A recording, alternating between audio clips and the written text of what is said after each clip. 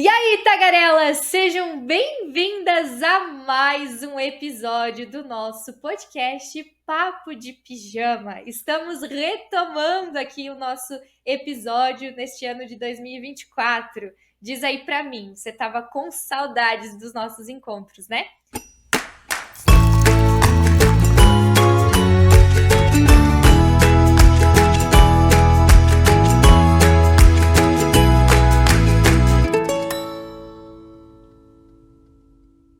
E para esse primeiro episódio do ano de 2024, eu trouxe um tema e trouxe convidadas muito especiais para sentar com a gente e conversar sobre o protagonismo das mulheres como testemunhas da ressurreição. Acabamos de celebrar a Páscoa e se tem algo que eu acho muito especial é como as mulheres têm um protagonismo de testemunho da ressurreição.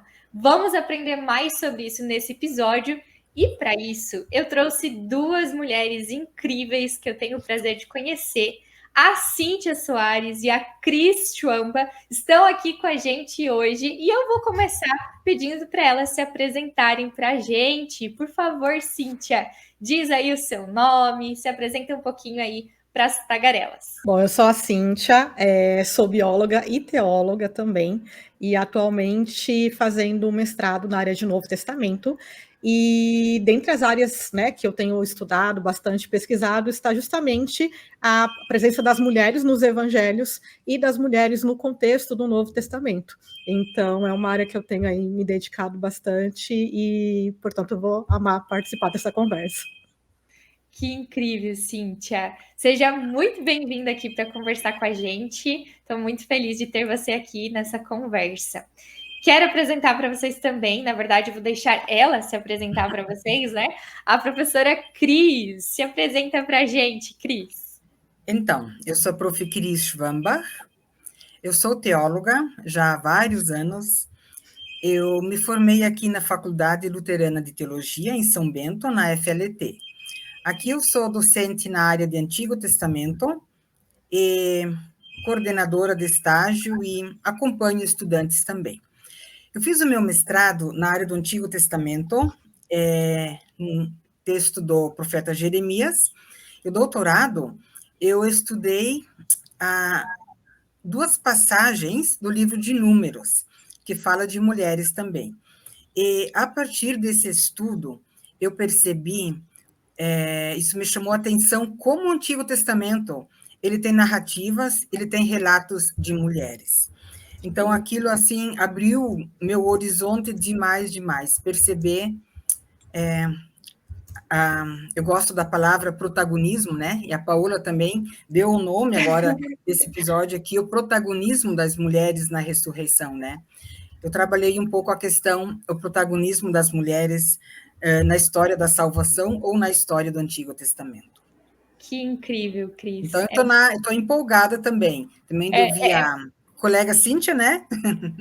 A expert aqui no NT. No Novo Testamento. Mas então é interessante, né? Por que será que a gente trouxe aqui para esse episódio uma especialista no Antigo Testamento, sendo que ressurreição a gente fala somente no Novo Testamento, né? Mas a Cris falou algo aqui muito interessante, que inclusive é o tema que eu estou estudando com as meninas do clube, né? Eu tenho um clube de devoção, onde a gente estuda e produz os materiais aí do devocional Papo de Pijama, e nesse mês a gente está estudando a história da salvação. A gente está estudando os textos, né? Estudando todo o panorama da história da salvação, porque senão a gente não entende a própria obra de Cristo na cruz, né? A gente não entende o significado da ressurreição, a gente não entende esse panorama completo, né? Porque a Bíblia, ela conta uma história. Ela conta uma história de capa a capa, de Gênesis a Apocalipse. Então, eu queria começar, antes de a gente chegar definitivamente na ressurreição, a gente acabou de celebrar nesse domingo a ressurreição, né? E eu quero começar, então, com uma pergunta que envolve o Antigo Testamento. Cris, e Cíntia também, né? Porque a Cíntia é do Novo Testamento, mas também lê o Antigo, né? A Cris é do Antigo, mas também lê o Novo Testamento. Qual é a compreensão de vocês do papel das mulheres nessa narrativa bíblica, nessa história da salvação? Se a gente olha para o Antigo Testamento, Cris, A gente poderia dizer que algumas pessoas, né, dizem que o Antigo Testamento é machista. Será que a gente pode afirmar isso ou a gente consegue perceber um protagonismo das mulheres também no Antigo Testamento? Então, Paula, para responder essa pergunta que eu acho central, e a gente ouve isso muitas vezes hoje, né, que o Antigo Testamento ele é machista. Então, a pergunta que se deveria fazer, por que isso é assim? Por que as pessoas elas têm essa impressão, né? Okay. De um lado, é porque a gente ouviu na escola dominical, na igreja, né, muitas vezes só histórias onde os homens eles são os heróis, onde os homens eles fazem as grandes coisas, né? Verdade. Mas para responder essa questão, eu vou começar assim brevemente mesmo. Sabe, quando Deus cria o homem e a mulher, nós temos dois relatos na criação. E no primeiro relato, Deus ele vai fazer de ambos, homem e mulher, imagem e semelhança de Deus. Isso significa que ambos formam a natureza humana. Cada um tem a sua característica própria, e ao cada um ter a sua característica, não tem lugar para uma superioridade e uma inferioridade, mas não existe uma subordinação, como muitas vezes se pensa, tá? Ambos são colocados para cuidar do mundo, para dominar o mundo, dominar aqui no sentido de cuidar. Então, ele não vai dizer só para o Adam, para o homem. Não, a mulher, ela, inclusive, ele vai falar no plural, cuidem, dominem, né? Frutifiquem e tal. E no segundo relato, quando Deus vai criar a mulher, ele vai dizer assim: eu vou criar alguém semelhante a ti, ou alguém que corresponda. E para corresponder, também não tem essa ideia de superioridade ou de inferioridade. Porque ali tem uma preposição no hebraico que significa igualdade, paridade, hombridade, eu gosto de dizer. Então, veja só, na boca de Deus, quando Deus cria, não há espaço para um ser maior ou melhor ter autoridade sobre o outro. Então, isso é o relato lá da criação. Aí depois veio a queda. Aí a gente pode pensar, agora as histórias que seguem, elas têm uma narrativa bem machista. Onde sempre onde as mulheres elas estão a serviço do homem. E aí nós temos que ver que a história de Israel, a história de Deus, a história do Antigo Testamento, ela acontece em meio a outros povos, e ali, de fato, a gente chama isso um sistema patriarcal. Patriarcal vem de pai. Onde o pai ele era o responsável pela casa, ou seja, pela esposa, pelos filhos, pelas filhas, pelos empregados. Ele era o responsável, né, para trazer a comida para casa. Então, ele tinha muitas funções e muitas responsabilidades. A mulher também ajudava nessas questões. Ela, né, criava o gado pequeno e tal. E isso a gente percebe, essa igualdade, em todas as narrativas que seguem. Por exemplo, as matriarcas. As esposas ali do Abraão, Isaac e Jacó. Essas histórias a gente sabe desde criança, desde o cultinho, né? É verdade. O que me chama a atenção? Quem escreve todas essas histórias são homens, são hebreus que pertencem ao povo de Deus, e eles vão escrever para os hebreus mesmo. E eles, nas histórias de Gênesis, por exemplo, histórias das mulheres, das matriarcas, Sara, Rebeca, Lia e Raquel, tem tanto espaço, tem quase tanto espaço quanto as narrativas dos homens. Exato. E elas fazem assim, são histórias de família, onde o homem erra, a mulher erra, e eles não escondem isso nessas histórias.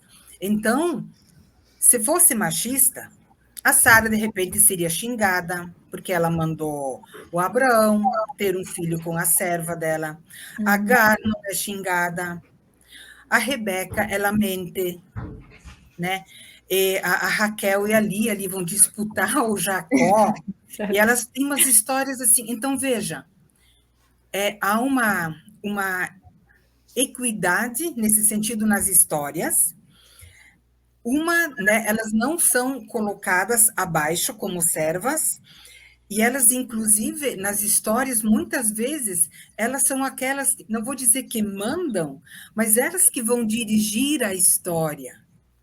Elas tomam decisões, e então o Abraão segue, o Isaac segue, Raquel e Lia também, e as concubinas, né? Então, só lendo o livro de Gênesis, eu vejo que não há história, não há espaço para dizer que a Bíblia ela é machista, né? Já na boca de Deus tem né, homem e mulher, eles são iguais, eles foram criados ambos à imagem e semelhança de Deus. Eles estão juntos, né? Têm funções diferentes, né? E isso se mostra depois da queda que ainda assim homem e mulher, eles têm o seu papel na história da salvação. Porque quando termina depois Gênesis, ao longo de todos os outros livros, as narrativas, nós temos várias mulheres que vão tomar frente, às vezes, a decisão de um povo. Veja, exatamente. Né? Nós temos uma mulher que é usada na história do povo de Deus, que é uma prostituta. A Raabe. Gente, a Raabe é prostituta. Não pode, não pode. Uma mulher ali, né, que não tinha esse passado. E estrangeira ainda, né? Que e uma estrangeira. E ela é usada por Deus. Então, veja, ela é importante naquele momento para que Israel pudesse tomar Jericó. Então, ela vai negar o seu povo.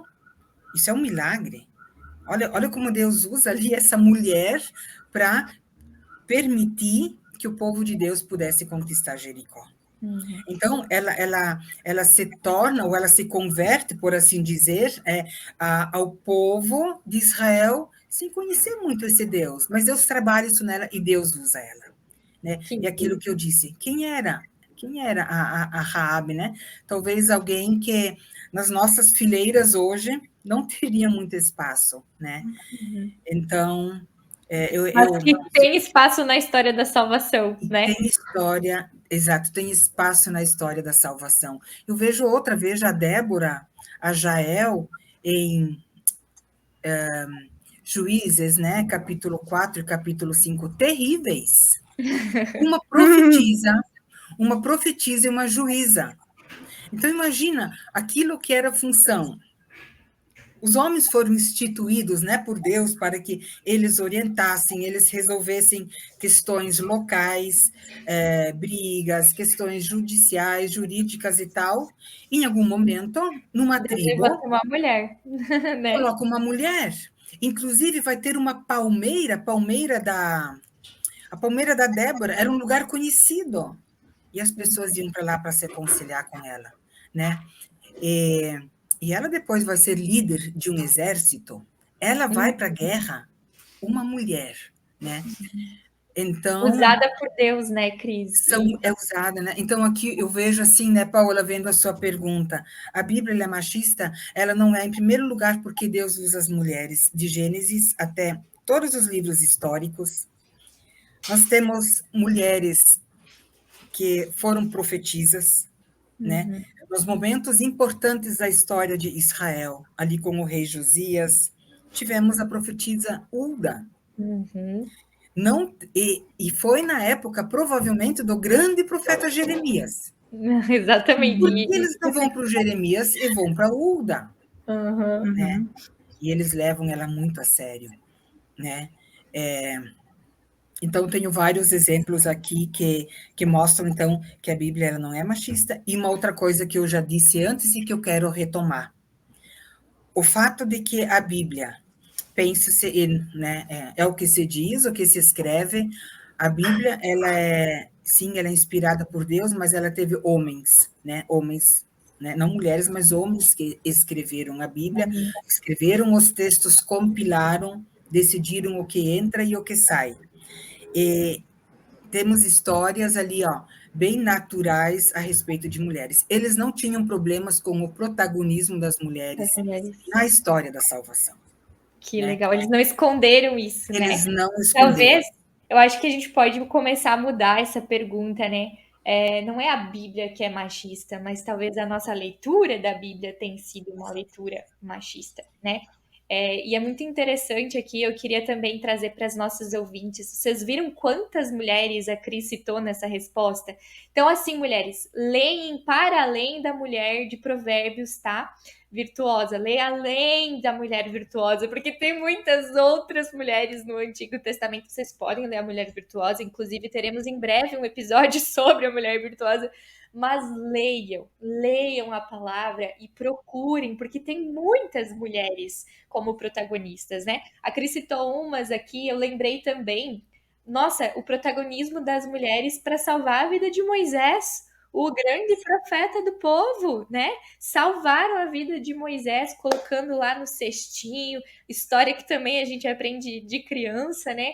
E olha o que essas mulheres fizeram, né? Então, como isso é especial. E a gente sabe também que muitas dessas mulheres, né, do Antigo Testamento vão ser citadas no Novo Testamento e vão fazer parte da própria genealogia de Jesus. E eu gostaria que a Cíntia nos trouxesse um pouquinho, que eu sei que ela tem aí um pouco de... Um pouco não, né? Muito conhecimento para nos trazer sobre um pouco do Lucas e também ali de Mateus. Cíntia, traz um pouquinho isso para a gente, como a gente pode, então, relacionar agora e trazer esse protagonismo das mulheres do Antigo Testamento para dentro do Novo Testamento. Como que a gente pode enxergar isso? Eu acho que não só a questão do protagonismo, mas eu acho legal como os evangelistas, né, e cada evangelista com o seu propósito, e eu acho que Mateus e Lucas, eles têm muito esse objetivo de fazer essa conexão dessa história da salvação. Isso fica muito forte nos relatos de Mateus e de Lucas. E é interessante que Mateus, em sua genealogia, ele vai retomar 4 mulheres do Antigo Testamento. Mulheres bastante improváveis, né? Que se a gente fosse imaginar, por que ele não colocou Sara, Raquel, né? As matriarcas mais conhecidas, mas ele coloca lá Tamar, Ruth, Batseba e Raabe, que já foi mencionada, né? Mais adiante ele vai fazer uma menção a Raquel também, né? Então você percebe como Mateus ele faz essas conexões e ele as insere na genealogia de Jesus, que de fato elas estão ali nessa linhagem de Davi, né? Elas acabam entrando nessa linhagem de Davi e isso nos mostra algumas coisas bem interessantes, né? Primeiro, a ação de Deus. Não era comum numa genealogia não era comum. Mulheres, né? A gente pode ver as outras genealogias e realmente não é algo tão comum você ter a presença de mulheres na própria genealogia de Jesus, na versão lucana, a gente não vai ter, por exemplo, né? Então é uma intencionalidade de Mateus, né? Ele tem essa intencionalidade. E aí, veja, me permita só uma coisinha, né? Mateus, quem é o público para quem ele escreve? É para judeus, não é? E aquelas que ele coloca, alguma delas são estrangeiras. Exatamente. Então, ele vai um pouco contra aquilo que a tradição... Ele se corta na carne citando exatamente essas mulheres, né? São essas surpresas. Né? E eu gosto de imaginar que já tem uma intencionalidade apontando para aquilo que a gente vai ler em Mateus 28, né? Que é a missão para os gentios. A gente já tem um olhar já para os gentios, porque se a gente volta ali para toda a história de Abraão, para o chamado, para a formação do povo de Israel, a gente já sabe que Israel foi chamado para ser uma luz para o gentio.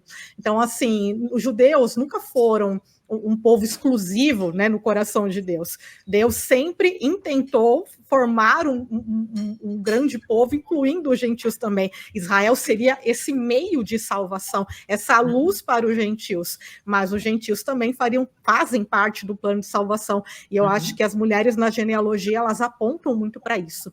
E elas também trazem alguns temas importantes da história de Israel, dentro dessa história da salvação, dessas mulheres dentro da história da salvação, que, por exemplo, e isso vai ficar mais claro ainda no relato lucano, na verdade, que é, por exemplo, as mulheres estéreis, né? A gente tem um tipo ali muito claro que é Isabel, a esposa de Zacarias, que é uma mulher idosa, uma mulher estéril, que não podia ter filhos. E quantas mulheres na história de Israel a gente tem uma história muito parecida, né? A gente tem, por exemplo, ali as próprias matriarcas, Raquel, Rebeca, a gente tem a mãe de Sansão, a gente não sabe o nome dela, mas ela também era estéril. A história de Ana, que é tão comovente, né? A mãe de Samuel. Então, a gente percebe que esses temas, eles são retomados dentro da história de salvação que Lucas está contando, e eu acho que por isso que ele coloca esse protagonismo das mulheres nos 2 primeiros capítulos. No prólogo dele, ele gasta muito espaço falando a respeito de Isabel, de Maria, né, mãe de Jesus, e também da profetisa Ana. Então a gente percebe alguns temas conectados, e o próprio cântico de Maria, que traz em si ecos do cântico de Débora, do cântico de Miriam, do cântico de Ana. Então a gente percebe como essas conexões elas vão se formando, e eu acho que isso é importante para mostrar 2 coisas. Primeiro, essa conexão realmente da história da salvação, que está tendo o seu cumprimento ali, o seu ápice com a história de Jesus. Então, os evangelistas querem mostrar para a gente que Jesus ele é o Messias prometido, ele é o Salvador, que Deus está novamente fazendo algo novo na história, e dessa vez algo ainda mais impossível, que é uma virgem concebendo. Então essas histórias dessas mulheres também prefiguram isso.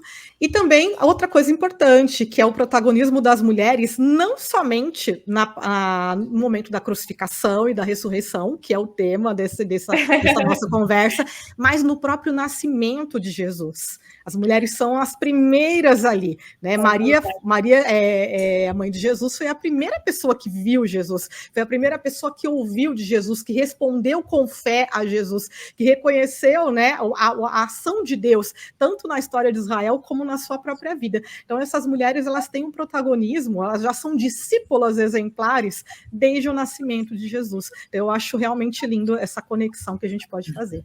Ai, gente, já tá maravilhoso, né? Eu sempre me emociono quando eu falo desse assunto, porque eu fico me imaginando lá, sabe? Fico me imaginando ali naqueles tempos e às vezes a gente ouve tanto, né, de que não existia discípula mulher, né? Tem muita gente que fala isso hoje, mas nossa, se você ler com atenção os evangelhos, eu hoje estava me deliciando em Mateus, nos relatos de Mateus. Esse ano escolhi fazer a minha Via Crucis, né, em Mateus. Então eu estava me deliciando aí em Mateus.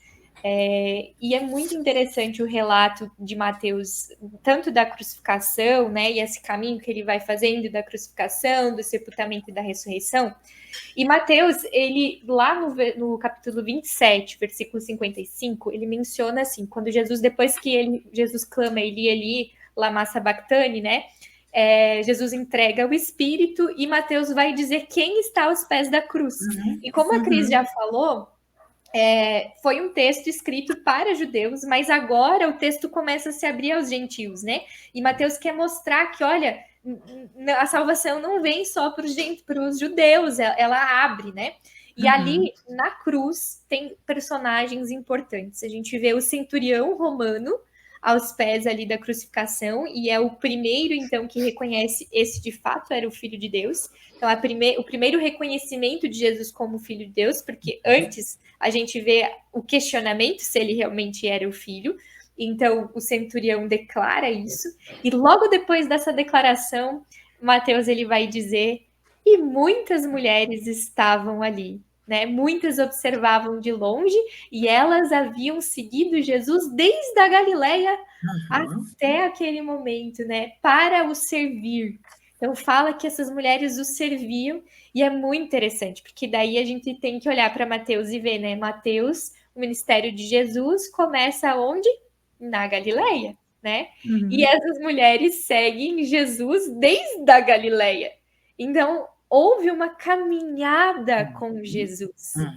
E uma caminhada que não se restringiu aos homens, mas mulheres também fizeram parte desse círculo íntimo de Jesus, né? Dessa caminhada com Jesus. E aí eu me pergunto se a gente de fato entendeu o que é discipulado, né?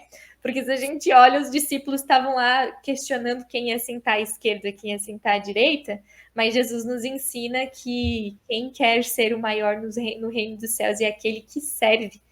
E eu acho isso fantástico, que Mateus ele coloca que as mulheres serviam Jesus e elas caminharam com Jesus ao longo de todo o seu ministério, né? Então, como é importante a gente perceber que, cara, as mulheres caminharam com Jesus, e acho isso tão legal. Se vocês quiserem mencionar um pouquinho para vocês, como que é, pessoalmente falando, assim, para vocês, quando vocês leem relatos onde mulheres aparecem, assim, como que é isso para vocês? Eu acho que é legal a gente perceber, né? E aí, voltando na primeira pergunta, né? Quando a gente estava discutindo se o Antigo Testamento era machista, o mesmo questionamento é feito a respeito do Novo. Tanto sobre os evangelhos, e há muito material publicado questionando aí, os 4 evangelhos nessa visão, né? Quanto Paulo, por exemplo, que é visto como machista, alguém que não gosta das mulheres, né? Enfim, e eu vejo justamente o contrário, que eu vejo um texto escrito por homens, onde as mulheres sempre são discípulas mais exemplares do que os homens. As mulheres entendem primeiro, as mulheres respondem prontamente, as mulheres estão lá servindo com seus bens, respondendo com fé, com devoção às ações de Jesus, como fica muito claro, por exemplo, em Lucas, porque eu gosto de falar que Mateus e Marcos, eles fazem pegadinha, eles vão contar para a gente das mulheres lá no final. Exatamente. Né? Mas Lucas, lá no começo, ele já vai falar, os 12 e as mulheres, ele já vai dizer que as mulheres também estão ali na jogada, né? Então é legal a gente perceber as nuances, né, dos relatos. Mas é muito legal porque às vezes a gente mesmo não percebe esses detalhes. Isso acho que é algo que eu sempre costumo falar, que a gente precisa ter um olhar bastante atento para esses detalhes, porque se a gente perceber, a gente vai ver como as mulheres são retratadas de forma positiva em relação aos homens. E especificamente, quando a gente vai chegando no final da vida de Jesus, o que nós vemos são os 12 falhando. Você tem os 12 abandonando Jesus, você tem Pedro negando Jesus, você tem Judas traindo Jesus, mas você tem as mulheres permanecendo até o final, testemunhando todas as ações, elas veem tudo acontecendo, elas são as testemunhas oculares, e isso é importantíssimo. O fato das mulheres serem testemunhas oculares, e vários, como aponta o Richard Balkan, eu gosto muito do trabalho dele, ele vai falar muito sobre isso, sobre o testemunho ocular das mulheres, e como os evangelistas fazem questão de usar os verbos de percepção. As mulheres viram onde o corpo foi deixado, as mulheres viram, estavam de longe vendo, quando Maria Madalena vai até os discípulos, ela fala, eu vi o Senhor. Então, esses verbos, né, de percepção, que deixam muito claro que elas são as testemunhas oculares do fato. Então, é dado a elas um papel de proeminência muito grande, numa época onde o testemunho da mulher ele não era tão considerado, né? Tinham lá suas ressalvas. Então, é muito interessante como, na verdade, eu vejo o Novo Testamento, eu vejo a Bíblia toda subvertendo, muitas vezes, esses valores patriarcais, vamos dizer assim, né? A gente vê realmente Deus valorizando as mulheres em todos os textos. Eu vejo em toda a história da salvação, por mais que os textos falem mais dos homens, por mais que os personagens masculinos tenham maior proeminência, as mulheres estão ali e elas não têm pouca importância, não. Elas têm muita importância na narrativa. Tem uma passagem no Deuteronômio que diz que precisa ter no mínimo 2 testemunhas ou então 3. E a mulher, na época, ela não era considerada uma testemunha confiável, né? E aí acho interessante que lá nos relatos da ressurreição, quantas são as mulheres? No mínimo são sempre do mínimo 2 ou 3. Né? E uma outra questão, qual o nome das mulheres? A maioria delas são Maria, né? Exato, as Marias. Tem umas Marias ali. Tem que fazer um desenho ali para ver onde é que a gente vai encaixar essas Marias, né? Super difícil harmonizar. Nem dá para harmonizar, né? Não dá para eu sempre acho que é melhor não, porque a chance de virar uma bagunça é grande. Mas são várias ali, né? Mas interessante que Maria no hebraico é Miriam, ou Maria, né? Isso vem do verbo ver, ra'á. Aí tem isso é um particípio, e olha que coisa linda. As Marias, elas veem, são aquelas que veem. Tá? E isso está embutido no significado do nome Maria, Miriam, no Antigo. É uma coisa muito eu não linda. sabia disso. Lindo, né? Pois é. Que lindo! Eu li isso num comentário ali, sabe? Então, eu achei isso uma coisa muito bonita também. Porque elas veem, né? E elas só podem. E o que é ali, daí, quando Jesus manda ela, ou a Maria Madalena, depois contar isso para os outros. Só pode contar, só pode testemunhar quem viu. Quem não viu, quem não experimentou aquilo, ele não vai contar. Né? E elas são testemunhas oculares ou de primeira linha, não sei como é que é o correto ali para dizer, mas aquilo que aconteceu, porque o ressurreto conversou com elas. Então elas viram isso, eu achei isso uma coisa muito bonita, né? A partir do nome Maria, Miriam, então, né? Vendo isso, olhando no hebraico, então tem algo a ver com, tem uma relação com ver, assim como a Cíntia falou muito bem, né? Várias vezes aparece o verbo ver ali, tudo que tem a ver. Em João, o relato de João, né, da ressurreição, ele vai repetir várias vezes o ver, né? João vai aparecer também os discípulos, né? Vai aparecer Pedro e, se não me engano, João também, que vai até o túmulo. E é muito interessante que ele repete várias vezes o ver, o ver, o ver, o ver. Depois culmina lá em Tomé, né? Onde que Jesus vai ter que dizer, você teve que ver para crer, né? E aí tem toda uma dinâmica ali do verbo que é muito interessante. E eu queria aproveitar para dar a dica aqui para as nossas ouvintes. A gente falou um pouquinho agora sobre, né, foi uma chuva aqui de textos dos evangelhos, mas quando vocês forem ler os relatos da ressurreição, os relatos da caminhada das mulheres, mas também dos discípulos, vocês vão perceber, queridas, que cada evangelho vai contar a história de um jeito. Isso não quer dizer que um errou e o outro acertou, tá bom? Mas que existem intenções teológicas nesses relatos. E é por isso que a gente falou aqui, às vezes a gente não vai conseguir harmonizar os relatos e talvez nem devemos fazer isso, mas se atentar aos detalhes que aquele autor está trazendo. Então, quando você lê João, por exemplo, você vai perceber que o relato é diferente de Mateus, né? A ênfase dele é outra, é diferente, né? Tanto que também em João, por exemplo, o Espírito Santo é soprado já ali na ressurreição, enquanto que para Lucas tem um evento de Pentecostes, né? Então, seria um outro tema aqui para o nosso episódio. Mas o que eu quero dizer com isso é que eu acho fantástico e queria que a gente comentasse um pouquinho sobre isso, né? Cara, os 4 evangelhos, né, que são diferentes entre si e relatam coisas diferentes, algumas iguais, outras diferentes, no quesito de ressurreição e testemunhas da ressurreição, nos 4, as mulheres aparecem como testemunhas da ressurreição. Nos 4 evangelhos são mulheres, né, as Marias, que veem Jesus, que presenciam o ressurreto. E eu tenho dito, né, não só presenciam o túmulo vazio e o ressurreto. Então, é a experiência não só do túmulo vazio, mas desse relacionamento com Cristo ressuscitado. Elas viram o Senhor e elas foram contar, elas foram espalhar essa notícia, né? E que importância que isso tem. É isso que eu queria conversar agora um pouquinho com a gente. E a pergunta que eu tenho para nós aqui na nossa mesa é: qual é a importância teológica que a gente pode encontrar e simbólica do fato das mulheres, né, serem as primeiras testemunhas a relatar a ressurreição de Jesus? O que a gente pode aprender com isso? Qual é a intenção dos autores ao nos trazer isso? Pois então, se as mulheres estão lá, que não tem tanto relato nos evangelhos delas, fala-se mais dos discípulos, a pergunta talvez deveria ser: onde é que eles estão?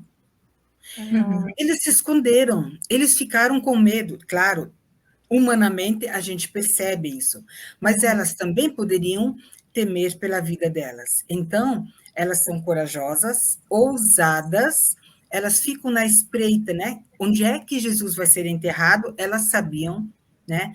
Elas esperam o domingo da manhã para irem ao sepulcro. Então,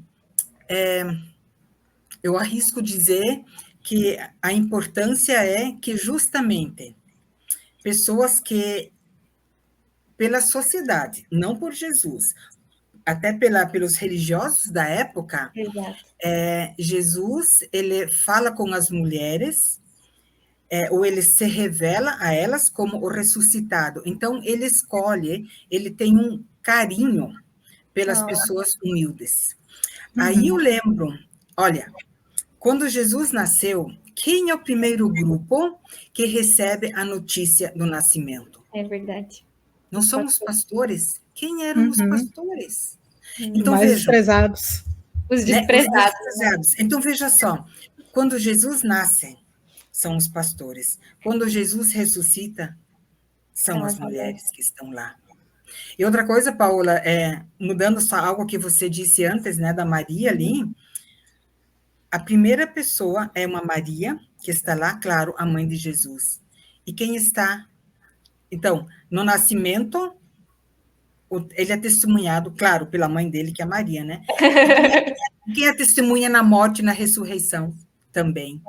Então, nos momentos cruciais da vida de Jesus, né? Ele é acompanhado agora por mulheres. Eu não quero ver agora fazer uma teologia pró-mulher, não nesse sentido, mas ver a importância que elas têm nesses momentos cruciais, né?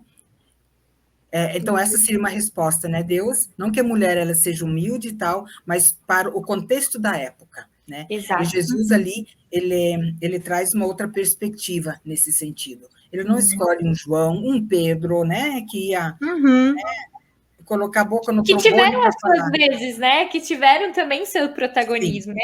Que a Bíblia não esconde o protagonismo de homens também, a Cíntia até mencionou, erraram, né? Mas a gente vai ler a restauração de Pedro também, e o quanto Jesus também anda em direção a eles, né? Então, esse episódio aqui não é para dizer, as mulheres são melhores porque elas não, né? Mas justamente o que a Cris falou, mostrar que não, naquele tempo as mulheres tinham sim uma fragilidade social, né? Elas eram os não são, elas eram ninguém, e Jesus considerou elas como pessoas que são, né? Como pessoas valiosas e como um testemunho válido, né? O testemunho delas era válido para Jesus, né? Mas uma última frase antes de deixar a Cíntia responder. A gente não pode parar também de ler só os evangelhos, né? Quem foram os discípulos no livro de Atos, né?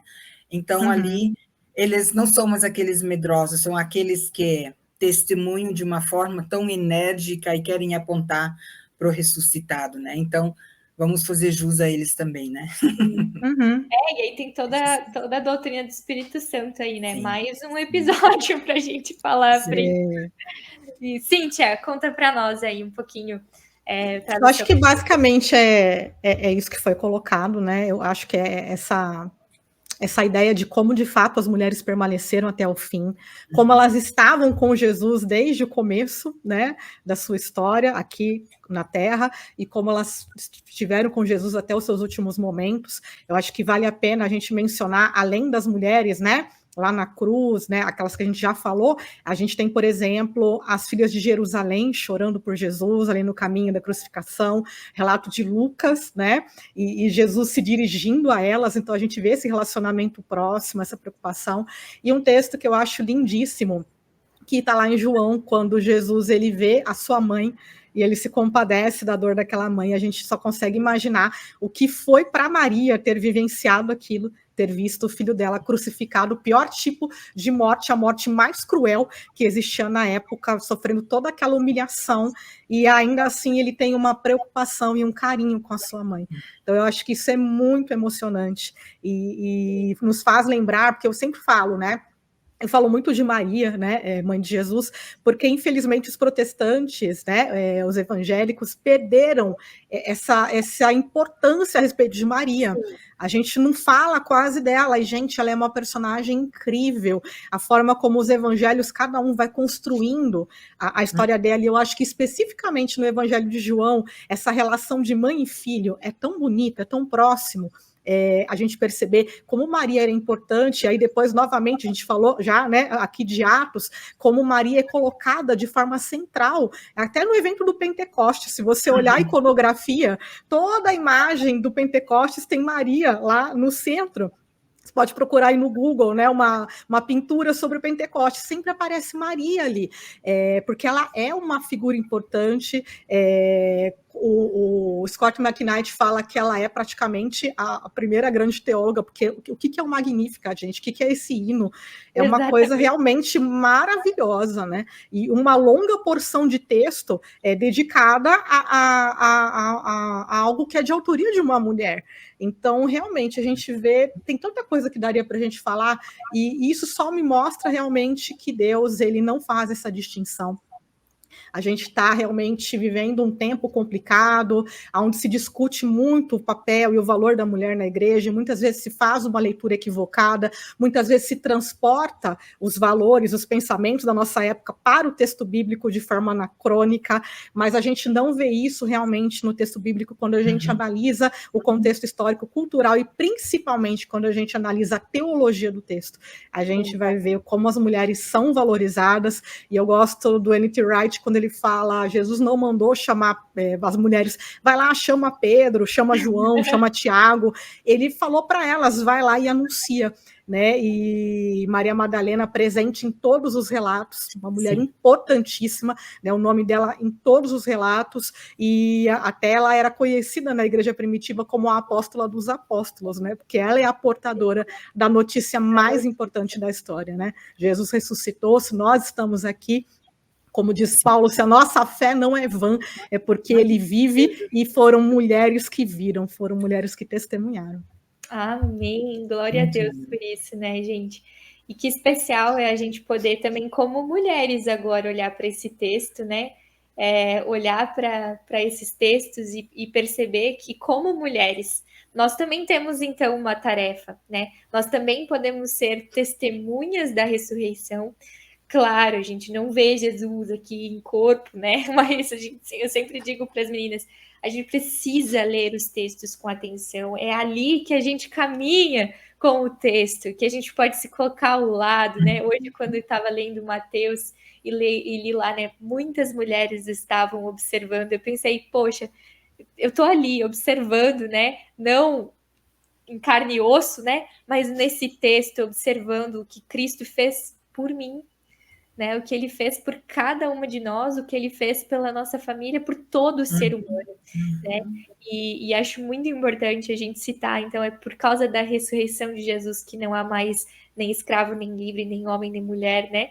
Nem gentil, nem judeu, não há mais essa divisão, e eu acho que isso fica muito claro em todos esses relatos, e como os evangelistas propositalmente relatam os fatos de que mulheres testemunharam a Jesus, né?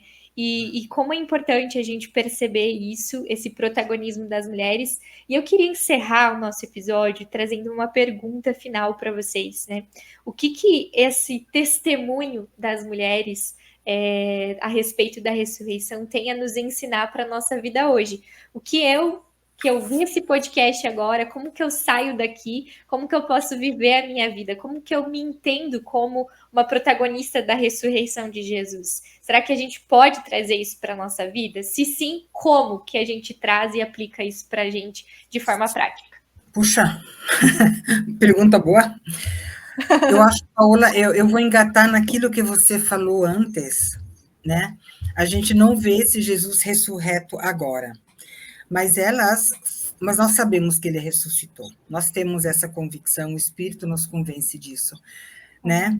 Mas elas ficaram tão impactadas com essa notícia, com essa novidade, que elas não ficaram quietas. Elas foram adiante, elas falaram isso adiante. Então, mesmo com aquela dúvida, aquele sofrimento da morte de Jesus, e indo ao sepulcro para tentar, ou para embalsamar e aquilo tudo, e depois com a surpresa da ressurreição. Aquilo foi uma novidade tão grande, elas ficaram tão impactadas que elas não puderam ficar, elas, né, com essa grande novidade. Ali, então, Jesus manda elas, as discípulas, falar aos discípulos, né? E ali, a minha pergunta que eu faço e também, né, para vocês que estão ouvindo, né, será que a gente ainda se deixa impactar por aquilo que a gente lê, por aquilo que o Espírito nos fala? Nós ainda ficamos querendo abrir a boca e falar isso para os demais, testemunhar isso para os demais, né? aquilo que é a palavra de Deus, o que ela trabalha nas nossas vidas, aquilo que ela transforma, né? Se isso, eu ainda fico surpresa com isso, nesse sentido de deixar me impactar, ou eu penso, isso eu já sei como vai continuar, né? Mas não, essa é a boa nova, esse é o evangelho, né? E que a gente seja assim destemida, corajosa, ousada, que nem essas mulheres, né? Sem medo, sem vergonha e botar a boca no trombone, né? De Jesus. Legal, Cris, muito obrigada pela tua contribuição.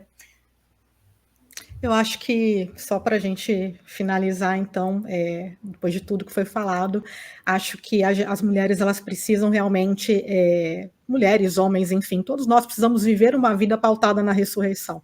A ressurreição, ela não é um evento qualquer, ela é um evento que marca realmente a nossa vida como cristãos. Não pode ser um evento, como a gente, né, comentou, como a professora comentou, um evento que simplesmente a gente sabe mentalmente, isso não tem importância, que a gente lembra uma vez por ano, mas é algo que precisa pautar as nossas vidas realmente.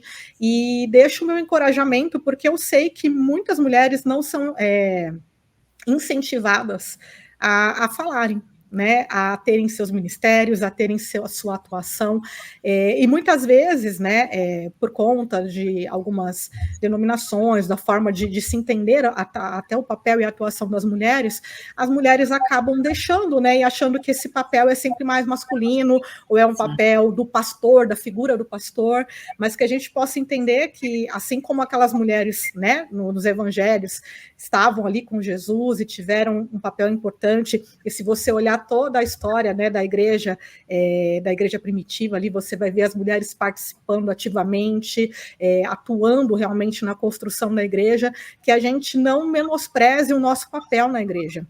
Nós temos um papel muito importante.